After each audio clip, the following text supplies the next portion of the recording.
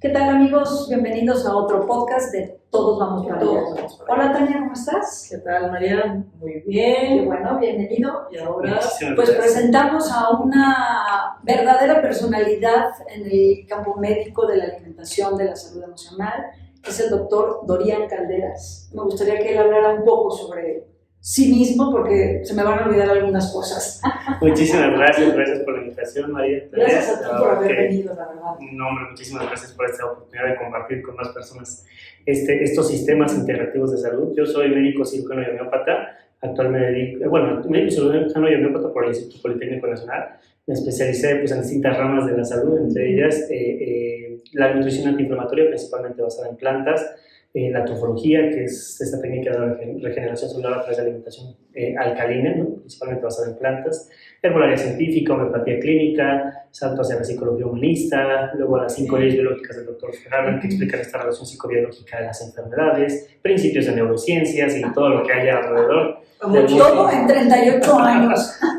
Del mundo médico, nutricional y psicológico, y justo en esta visión integrativa el modelo de consulta que actualmente utilizo está basado en un principio de medicina consciente, y es así como ya le llamo al método que uso, porque son tantas las ramas, pero las ramas que permiten generar un cambio en los procesos de salud de la enfermedad, sobre todo en los procesos cronificados, ¿no? O incluso en las condiciones agudas, pero basado en esto de la conciencia. Yo les digo a mis pacientes que somos resultado de la narrativa que nos contamos. Eso Justo me puse a ver su podcast anterior, que coincidimos con esa palabra, porque ese es el principio. Si no modifico la narrativa de mis pacientes, no hago cambios para nada, no hay cambios. Claro. Y eso es el motivo por el cual abordé muchos campos, porque entendí que paliar síntomas en un proceso agudo está perfecto. Una urgencia que a ti y a mí no sale en la vida y ponme lo que necesite. Claro. Ya después yo como me quito las ideas de encima. Pero depende de un fármaco, si no quitamos las causas del problema, ¿de qué sirve el que eche la farmacia encima? ¿No? Claro, pero es que ya tocaste un chorro de temas. Un chorro. Yo nada más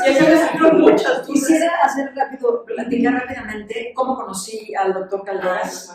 En 2015, yo tuve hepatitis en 2010, una hepatitis mal cuidada, que me llevó a fastidiarme el hígado. Sí. Por alguna recomendada, una prima me recomendó con este grupo de trofología. Entonces en la Ciudad de México me atendió el doctor Calderas. Yo soy paciente de nutrición desde hace muchísimos años, y en nutrición estaba con medicamentos, inflamadísima, casi que ya me querían operar del hígado, hacer trasplante, todo lo que se puedan imaginar. Estuve con el doctor Calderas 3 meses, y cuando volví a hacer mis siguientes estudios en nutrición no podían creer lo que estaban viendo. Claro. Decían, ¿pero qué hiciste? Pura alimentación, pura alimentación. Y la verdad es que sí, estoy muy agradecida con él, porque fue el primero que le dio al clavo. Fue horrible, porque... Sí, y a ti no, pero bueno, sí es una cosa de disciplina, de alimentación. Sí, claro. Y como tú dices, ¿no? Cambiar la narrativa de que sí podemos estar bien, no tenemos que estar enfermos todo el tiempo.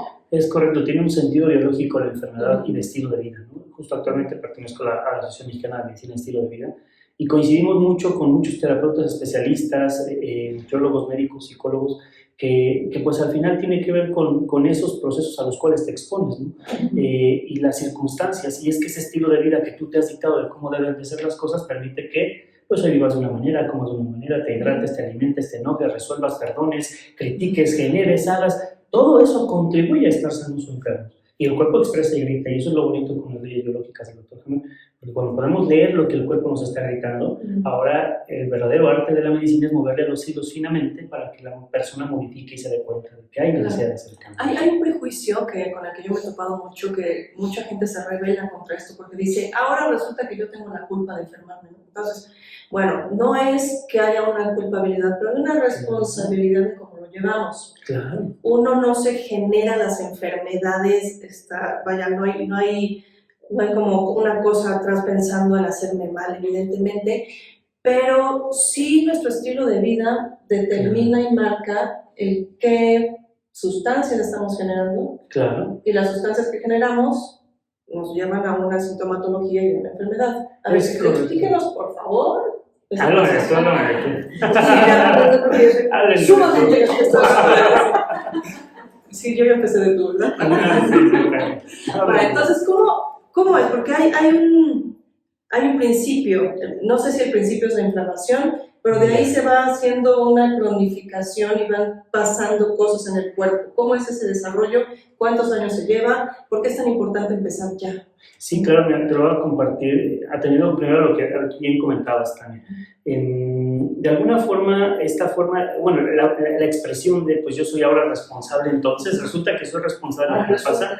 Pues mira, no es bueno ni mal. Parcialmente te podría decir que las enfermedades se heredan, ¿no? Las enfermedades se heredan y son heredables, ¿no? Y de hecho, en medicina homeopática se sabe que nuestro dinamismo vital, nuestra forma de ser neurológica, inmunológica, metabólica y hasta emocionalmente es heredada por nuestros padres y heredada hacia nuestros descendientes, ¿no? Y eso se llama dinamismo vital en homeopatía. Pero estas condiciones, yo les digo a las personas, pues las enfermedades o la salud al final se heredan en la casa, ¿no? Las tradiciones son las que determinan en dónde estás parado actualmente. Tu forma de comer, de hacer, de resolver, te digo que hasta de perdonar, de evitar, de integrar en la familia o de deshacer en la familia. Entonces, lo que hoy tenemos es resultado de lo que nos hemos heredado entre las familias. Entonces, ¿es culpa de mi familia? Mira, pues no es culpa de nadie. Porque tú aprendiste de tus padres, tus padres de sus padres, sus padres de sus padres, sus padres de sus padres, y vete así hasta que busques el origen de la vida y que fue primero el huevo o la gallina. Entonces, no le podemos echar la culpa a nadie. Lo que sí es que conscientemente, cuando en la vida ya te toque, pues, ser responsable de entender en dónde estás parado, parada, a partir de ahí tomar acción. Y ahora, ¿cómo es que entonces la inflamación tiene que ser considerada, tratar ya desde ahorita? Porque, fíjense, hay varias investigaciones, hay varios investigadores, de hecho uno muy interesante se llama Ernesto Prieto Gratacós, un gran investigador que ha estado demostrando y sobre todo investigando también la data internacional, las investigaciones que demuestran que ya estamos al punto de que con la tecnología que hoy existe a nivel médico, nutricional y sobre todo la posibilidad de prolongar la vida, hoy es posible que el humano pueda vivir hasta 125 años sin ningún problema. Y estamos al punto, no ahorita, en unos años, de hecho, perdón, era la demostración de lo que se explicaba, estamos a poco tiempo de que eso pueda llegar a ser una realidad para toda la humanidad. Tal vez unos 20, 30 años. Los que tengamos ahorita cerca de 40, 50, 60, igual ya no le entramos al tiempo suficiente para haber hecho esa corrección. Pero las generaciones de 20 años para abajo tienen todas las posibilidades y empiezan a hacer cambios inmediatos. Y los que ya entonces se nos fue el tren ya no vamos a poder alcanzar. No, yo para creo nada. que sí, yo creo que sí. Para nada, claro, que podemos. Tuve un paciente de 99 años que fue mi abuelita y me dijo, entonces ya nunca más voy a poder hacer algo por mi vida. Para nada, claro que sí se puede. En una fractura de cadera que tuvo a sus casi 90 años, que ya casi en una tercera edad es imposible que vuelvan a caminar, volvió a rehabilitarse, pues porque le metimos todo el arsenal homeopático y de alimentación y tantas cosas que realmente su hueso soltó, o en este caso se forma el callo óseo, expresión médica correcta, y de alguna forma rehabilita. Pero ¿hasta dónde tenemos posibilidad? Hasta donde por ahora te hayas lesionado, lastimado, con el fin de revertir, y si ya falló la función, al menos mantener calidad de vida. Hipócrates decía, y también la homeopatía misma lo dice a través de su maestro que es Hahnemann, que la medicina se hace para bien vivir o para bien morir. Claro. Y morir con calidad de vida o mantener calidad de vida, si bien vivir con calidad de vida. Entonces, realmente si tienes una condición de salud en este momento, bueno, aceptar que es el primer paso para hacer grandes cambios a nivel personal y emocional o adictivo, ¿no? Sí, tener ganas de generar un cambio, ¿no? Hacer el cambio y entonces en ese contexto, pues ya una vez que lo aceptas, puedes tomar el control y pasar al siguiente nivel. Y es un proceso claro. Pero explícanos, porfa, ¿cómo pasa de la enfermedad a la inflamación? De la emoción a la inflamación. Sí, justo en el contexto primero fisiológico. Bueno, inclusive psicológico.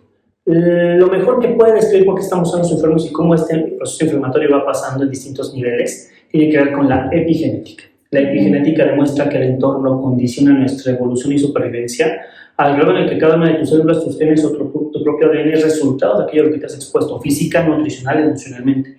Y entonces en el tiempo, ¿no? El estímulo va a generar un resultado. Si el estímulo es favorable, pues mantienes estabilidad o regeneras, y si es desfavorable, degenera. En el tiempo, entonces, los estímulos del entorno condicionan. ¿Y cuáles son los más importantes? Mira, al inicio de todas las eras, prácticamente lo que la naturaleza nos ha ofrecido. Oxigenación, hidratación, alimentación, movimiento y percepción de sensaciones llamadas sentimientos. En esta era la gente no hidrata, no relaja, no ejercita, se estresa como cualquier mugrero física y emocionalmente no se agarra. Estamos en contra de todo el principio. Esto generó por consecuencia un proceso de inflamación en el cuerpo. En una primera etapa, Tania, la inflamación se considera regenerativa porque lo único que el cuerpo quiere es inflamar para curar una herida, un golpe, infección, estrés, ansiedad. Se te inflama la herida, el golpe, regenera, cicatriza, cura, ¿no? Siempre el proceso pasa por agudo. inflamación. Sí, es una inflamación aguda, natural y es necesaria para... Es necesario que te inflames, sí, claro, si no, imagínate esa herida, es infección de gangrena. pero siempre y cuando la inflamación no dure más de 21 días. Que aquí la medicina separa la enfermedad aguda de la crónica, porque cuando en el tiempo, meses, semanas, meses, años llevas inflamado, a lo único lo que llevas al cuerpo es a la degeneración celular y a la falla de las funciones. Es insostenible ese proceso. Y ahí se derivan y aparecen todas las enfermedades. ¿De qué dependen pocas palabras? De que actives estados de regeneración o de degeneración de los ambientes de estilo de vida a los cuales estás expuesto. Si tú ya te decía, hidratas, relajas casi todo el mes, alcalinizas de alguna forma el cuerpo y permeas buenos estados de función celular. Pero si no aplicas este estilo de vida, principalmente se acidifica y permea enfermedad. En realidad esto de manejar la química del cuerpo es algo como muy práctico y del día a día, pero con cosas muy simples, como ya les acabo de platicar. Respirar, hidratar, alimentar, ejercitar y percibir y sentir. Pero en la última parte, ¿no? Donde me estás preguntando, ¿y cómo entonces la parte mental puede llegar a inflamar? Bueno, en un primer plano físico de primer orden, ¿no? Cosas tangibles, pues están todos los elementos ambientales, toxicológicos, aquello con lo que puedes interactuar. Pero hay aspectos que son intangibles, como las emociones, los sentimientos o las sensaciones. Bueno, todos los animales en el planeta tenemos la posibilidad de sentir, pero el que lo lleva a un grado superior son muy pocas especies, pero sobre todo el humano, que es el que ahora pues, nosotros nos conocemos, ¿no? Digamos, llegamos a crear escenarios de las sensaciones o las situaciones que tenemos. Para ponerlo en términos prácticos, la neurociencia y sobre todo Paul Watzlawick, que fue un neurocientífico, demuestra que la percepción del cerebro con el entorno puede ser considerada de dos grandes formas. A través de realidades de primer orden o de segundo orden. Una realidad de primer orden es aquella que al interactuar con cualquiera de tus 5 sentidos te desencadena un estímulo. Ejemplo, cuando parte un limón. No se diga, si lo huelen más, pues más, hasta lo chupan y llevabas a decir, ¿qué sienten aquí abajo cuando chupan un limón? ¿Qué sienten? No, bueno, claro, salivas. Salivas. Agrio, Como los ácido, perritos de sí, Pablo. claro.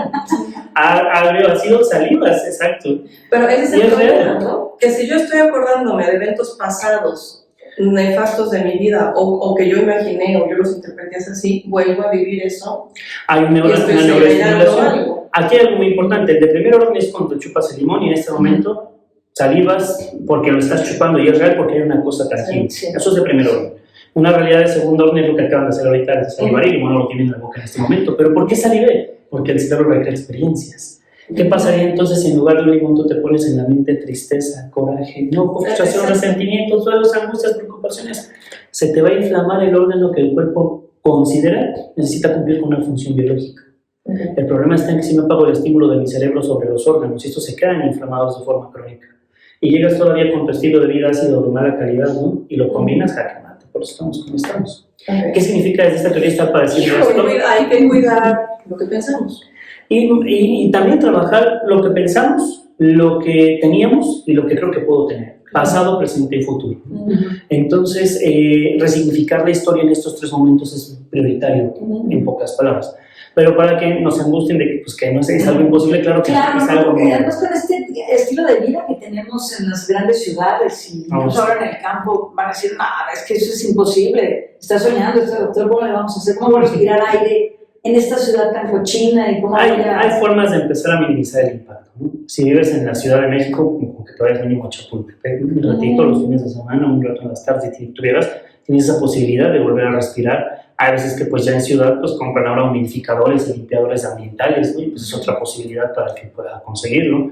En la hidratación lo mismo, hay formas de tomar plantas, ya hablaremos de esa manera, de cómo hay hidratación que las plantas ofrecen a través de fototerapias o filtros alcalinos. O sea, decir sí se puede. Claro, Claro, esa es la parte sí, importante. sí. pero es que es la reacción automática de la sociedad y de Exacto. muchos grupos. Y sobre Sí. todo grupos de 70, 60, 70 años. Dicen, no, ya para qué, ya no puedo. ¿No? Y vivir tiene mi vida, ya. todas las posibilidades, porque hoy sabemos que, pues bueno, los adultos en esta época tienen una mayor necesidad de depender de un tercero, y la realidad es que pues fue por el estilo de vida, pero justo eso, mantener calidad de vida en independencia es una cosa fenomenal. Muchos de mis pacientes que han perdido esa autonomía, lo primero por lo que llegan por acá es por querer recuperar esa calidad de vida.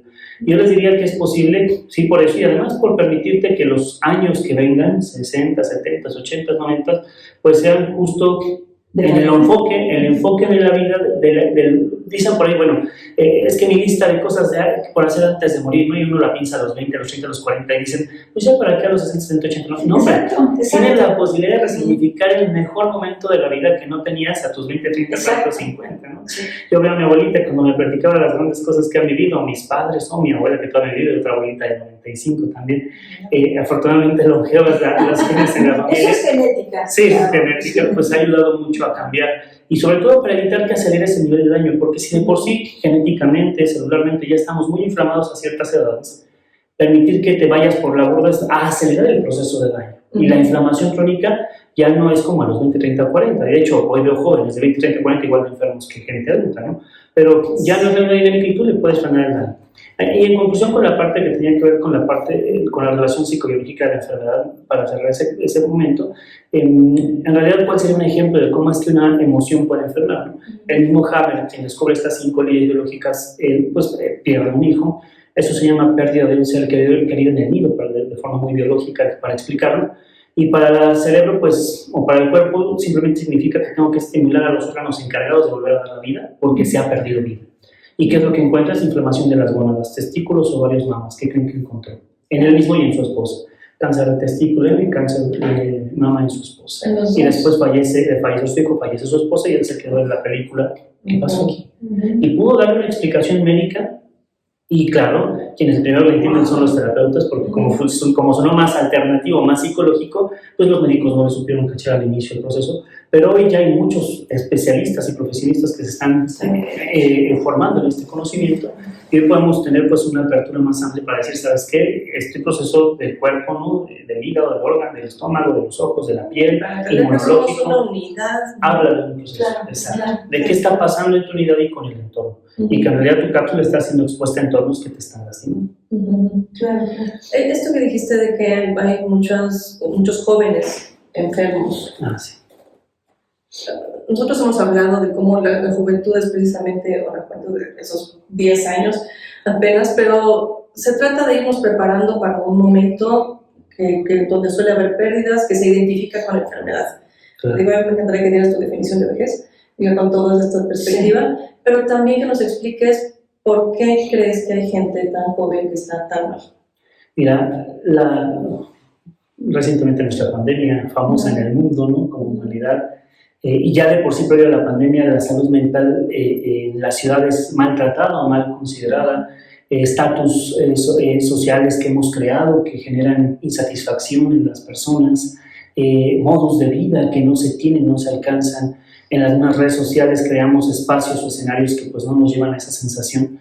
Y justo después de la pandemia, inclusive recién el año pasado, apenas a finales de año, en noviembre, fuimos les decía, al Congreso Nacional de Medicina y Estilo de Vida en México, y una psiquiatra muy famosa también hablaba mucho de esta estadística que habla de que los principales suicidios en México principalmente ya están en adolescentes, entre los 11 a los 19 años más o menos. Y habla mucho de la salud mental que se afecta pues, por este aislamiento, por la ruptura de integración social, los nuevos modelos en los cuales a la generación más joven, los centennials, ¿no?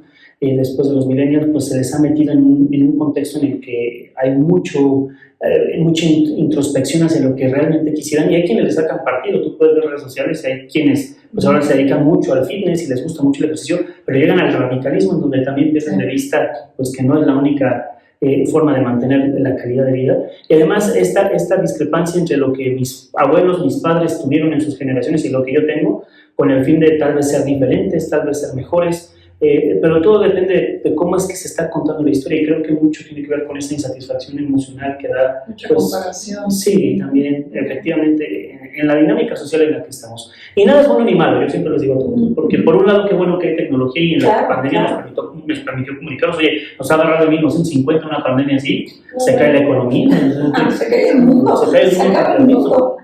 O sea, pero nos ha tocado una época en la que pudimos seguir interactuando, y claro que había gente que tenía que ir a trabajar presencial y hay quienes tuvieron la fortuna en línea, y pues el cuerpo fue adaptándose, pero es esto, ¿no? Entonces, ¿cómo con lo que me está pasando podemos construir? Y justo muchas familias se han desintegrado, se han desestructurado.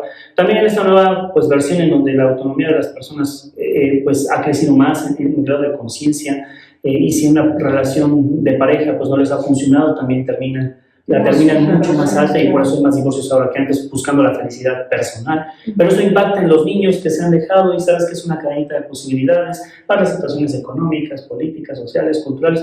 O sea, la suma de conjuntos pareciera que hoy estamos aquí, ¿no? Pero entonces, ¿es malo? No. Simplemente depende del cristal con que Pero veas. ¿qué peso le das a la parte emocional? En esta cosa, por ejemplo, podemos vivir 120 años, 120. Con calidad de vida física, Calidad de vida física. salud, Pero yo sí veo que hay un deterioro mayor en lo emocional, en lo mental, Claro. podría impedir llegar a esas metas. ¿O Es cómo correcto. vamos a llegar a los 120 años entonces? Es correcto. Fisiológicamente está demostrado que puede ser con la suplementación que te den, la alimentación que te den y las cosas que hoy la tecnología permite que la vida se prolongue, con medición en tiempo real como el biohacking, ¿no? Que con aparatos puedes medir cómo está tu glucosa, tu sueño y todo el tiempo en tiempo real, los niveles de insulina, los niveles de cortisol, todas las respuestas y saber que si el cuerpo está en un proceso inflamatorio lo puedes regular. Pero eso es biología y medicina. La realidad es que somos interacción de personas. Entonces, si la parte emocional realmente no se lleva hacia una realización personal, el cuerpo va a empezar a activar estados de alerta y de alarma, como les explicaba, con el fin de sobrevivir. Sí. Y, por ejemplo, justo en esa parte, el sistema nervioso autónomo es de los más importantes aquí, que es el que regula nuestras respuestas de estrés, ¿no? O las de relajación. Y particularmente es un sistema que es autónomo a tu conciencia. La mayor parte del tiempo funciona sin que tú te le pidas hacer sus cosas. Para que me entiendan, es el que controla tu corazón, a tu intestino, ¿no? Sí, en automático, le dice a tu cuerpo qué hacer. Pero hoy se ha encontrado justo que intervenir o trabajar con él de forma indirecta para bajar el grado de estrés que mantiene sobre los sistemas y eso genera enfermedad es prioritario para disminuir la carga, ¿no? Y pueden ser técnicas meditativas, técnicas de respiración, las que de manera indirecta logran cortarle el estrés al neuroestímulo persistente y eso permitir relajar y llegar al final del día con una sensación de tranquilidad. Una muy sencilla, por ejemplo, la respiración de caja, ¿no?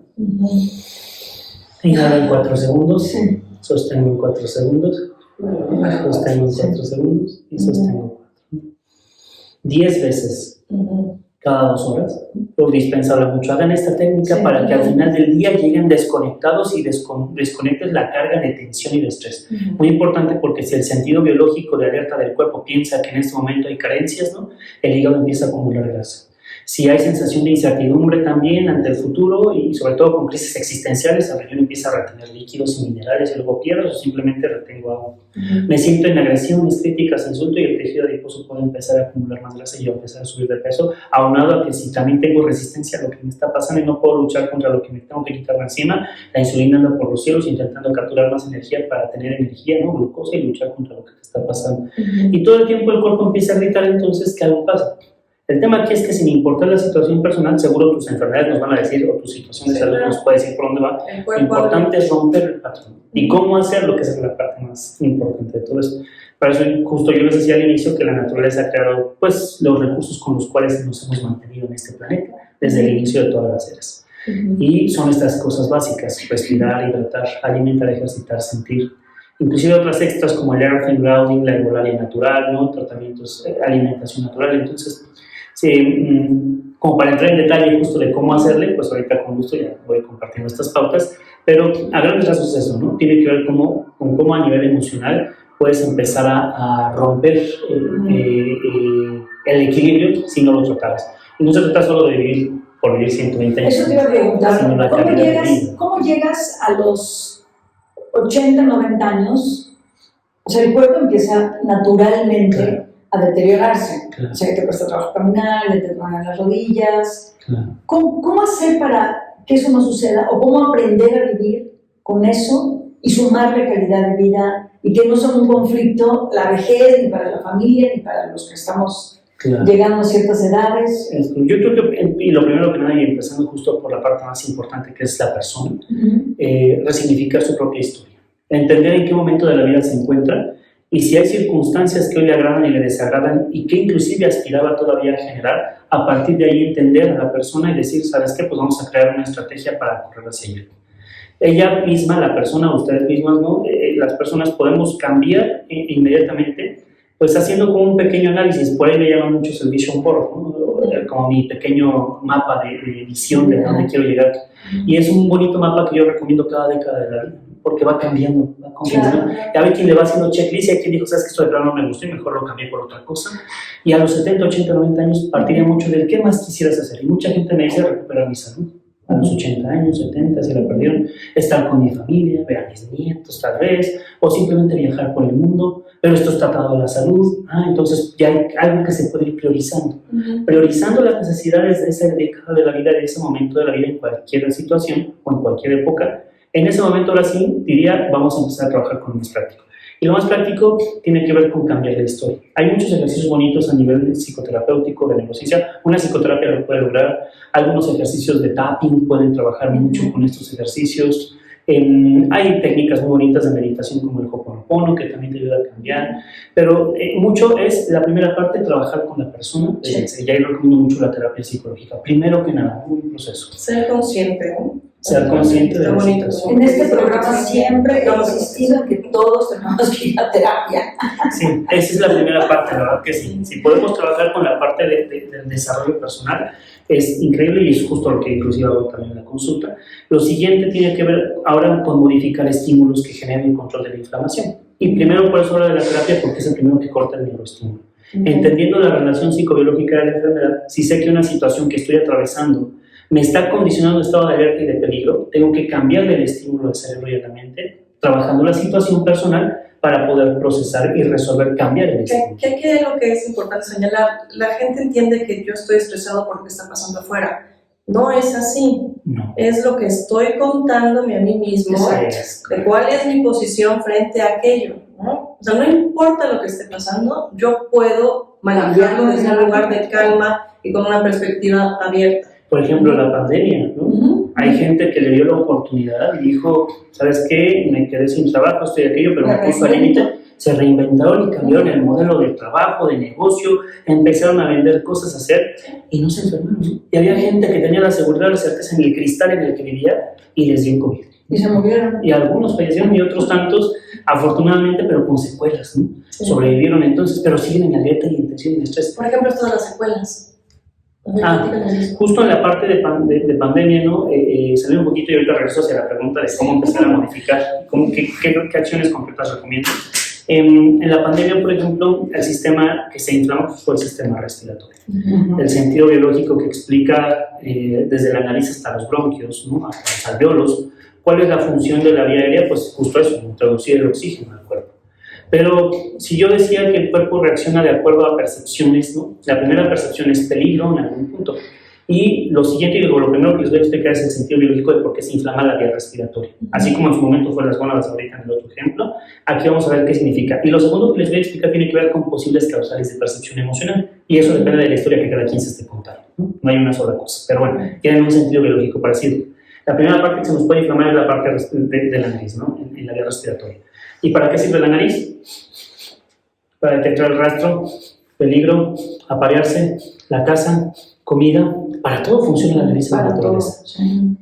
Cuando no estoy siendo apto para captar el rastro, el olor, o es desagradable el olor que estoy percibiendo, el cuerpo inflama la mucosa para percibir mejor o simplemente para desensibilizar. El problema es eso es en un proceso agudo de 0 a 21 días. Pero ¿qué tal que lleva semanas, meses, años? Y ahora le llaman rinitis crónica, ¿no? Rinosinusitis, y empieza a correr toda la cavidad nasal completita. Simplemente hay situaciones del conflicto de esto apesta. No me huele bien lo que está pasando, no me da buena espina. Y las personas cuando estamos todo el tiempo inflamadas, cronificamos. Me doy cuenta de que la gente llega a veces con ese sentido biológico cuando el marido me lo trae la esposa a la fuerza, ¿no? Y el marido entra. Y ya se sienta así, mira, este lo trajeron a la fuerza, me doy cuenta. Pero también cuando empieza a bajar la inflamación hacia la faringe, ¿no? Entonces, ¿para qué sirve? Aparte de pasar el aire, para tragar. Y cuando se me inflama la garganta en la infección respiratoria, porque no trago lo que me está pasando, es desagradable, tengo que escupirlo, no puedo expresar, no puedo gritar, es agresiones, críticas, insultos, ¿no? Y casi siempre la gente se enferma cuando pues hay cambios ambientales, es una realidad de primer orden, el frío inflama, evidentemente.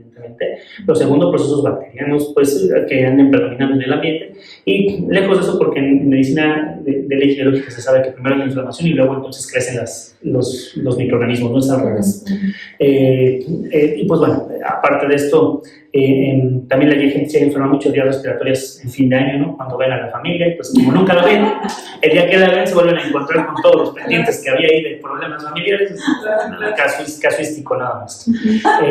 Random. Sí, caso observacional. Pero, ¿y si baja los bronquios, qué significaría? Aquí ya tiene un impacto mayor que aquí y que acá. Sí, claro. Aquí habla de vivir, meter la vida, el aire, el oxígeno. Y cuando hay un peligro a morir, porque hay algo que en el ambiente huele a peligro, ¿qué crees que va a pasar? Se inflama. Y a la inflamación crónica aparecen todo tipo de lesiones víricas, bacterianas, ¿no? Entonces, la instalación del proceso de COVID ya hacia los bronquios, inclusive a los alveolos, que es ya la inflamación más severa, la desventaja con COVID es que la partícula inflamatoria vírica, ¿no?, da reacción a muchas inflamaciones sistémicas y no solamente en la vía respiratoria, que fue la complicación en comparación con la influenza. La influenza fue muy respiratoria, indirectamente llegaba a reaccionar a otros sistemas o aparatos. Aquí no, aquí puede llegar a generar inflamación transversal a muchos o múltiples sistemas a la par de la vía respiratoria. Y las secuelas van asociadas a eso, pero las secuelas también van asociadas desde las leyes biológicas a la situación que estaba viviendo la persona. Dentro de muchas articulaciones, no me siento apto ni libre para poder mover, ¿no? Mucha migraña y dolor de cabeza, incertidumbre ante el futuro, o no poder tener que echarle mucho poco a las cosas y no las puedo resolver. A lo mejor quedaron con mucha fatiga y cansancio, sentir que tuve todo el tiempo que liberar mucha adrenalina y cortisol para sobrevivir a lo que me estaba pasando y no lo pude resolver. Esa es la razón porque cada quien le dieron secuelas distintas, ¿no? Es correcto. Depende de qué perdieron el olfato. ¿No? Muchos pierden el olfato y el gusto. ¿Por qué?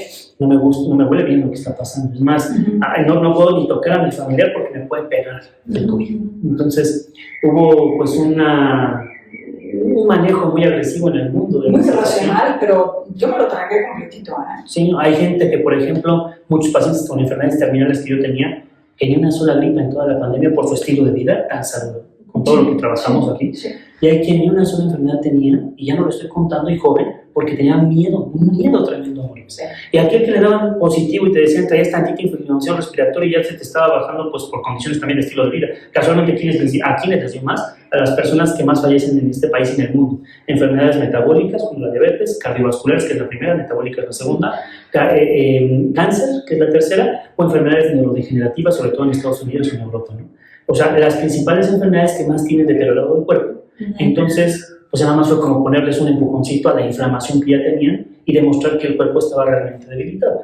Entonces, ante estas situaciones, lo único que se buscaba pues, era ser conscientes de que lo que iban a generar era un mayor nivel de inflamación, tanto por condiciones de estilo de vida de primer orden, físicamente ya estás enfermo, o por un miedo tremendo al que pudiste haber llegado. Pero si físicamente ya estás enfermo es porque traes una carga ya de evidentemente, esos miedos. Exactamente. Había ya un proceso previo que ya se había gestado para esta enfermedad de años y no de un día. Entonces, esta pandemia sí nos vino a poner en evidencia así bien clarito todas las teorías que ya existían. Muy importante porque entonces uno de los valores más importantes ahora ya era recuperar la salud. En la pandemia ni el dinero te importaba. Dabas el dinero que tuvieras por tener un concentrador y un respirador porque la gente ya no tenía ni medicinas había para tratarlos. Fue una cosa muy crítica y severa. Pero bueno, nos ha enseñado a entender que eres resultado de tu propia historia y si tú quieres modificar la historia que ya te tocó vivir, tú la puedes modificar y prevenirte para las siguientes pandemias, ¿no? Digo, salvo que sea una situación extrema o biológica que ya no depende de nosotros, eso es de primer orden, pero pues eso también tiene mucho que ver con las conciencias, ¿no? Y mientras tú puedas aportar y sumar tu propia experiencia, eso ayuda muchísimo para bajar la inflamación. Yo quisiera hacer una pausa. Como esto está buenísimo, vamos a continuar. Vamos a continuar con muchas preguntas. Sí, quedaron ya dos preguntas pendientes por ahí de contestar, pero vamos a hacer un cortecito y los invitamos a escuchar también el siguiente episodio con Dorian Calderas. Gracias.